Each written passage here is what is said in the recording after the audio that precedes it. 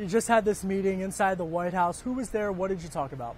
Great meeting. We had Ivanka was leading the charge, leading the message.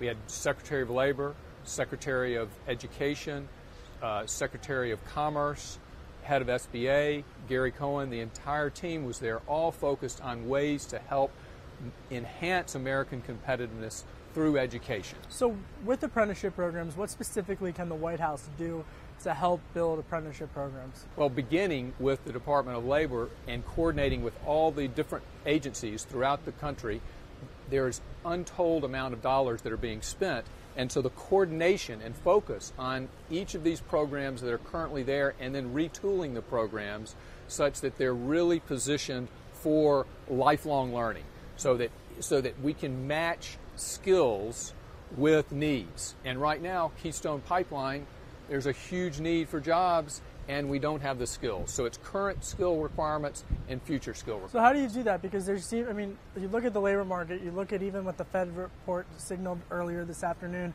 and there is such a need for work, for a certain type of worker, but the jobs are unfilled. So what specifically, again, not to hammer on specifics, but like how do you create these apprenticeship programs so that, number one, how do you market them? Yep. And number two, how do you create these apprenticeship programs to give people, particularly 20-somethings, a job? Yeah, and that's exactly what we were focused on, is talking about how you create these apprenticeship programs. We create them through business working with government. So it's really public-private initiatives focused on what are the skills that are needed by each industry, working with the Department of Labor in order to make sure that those skills match the demand that's not only here, but that's coming in the future with regard to STEM and technology. Does Congress have a role to play?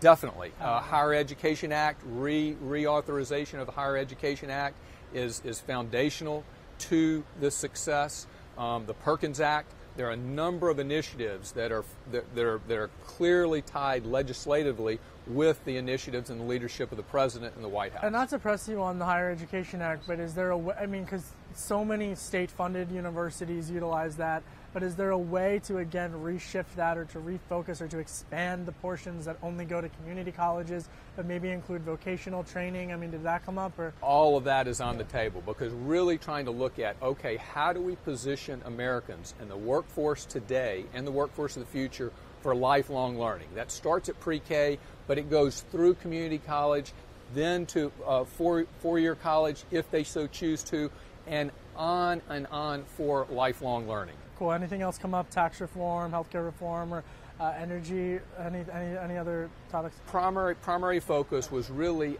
on how critical this is to American competitiveness and making sure that we get this right, not only for American workers, but for our global competitiveness.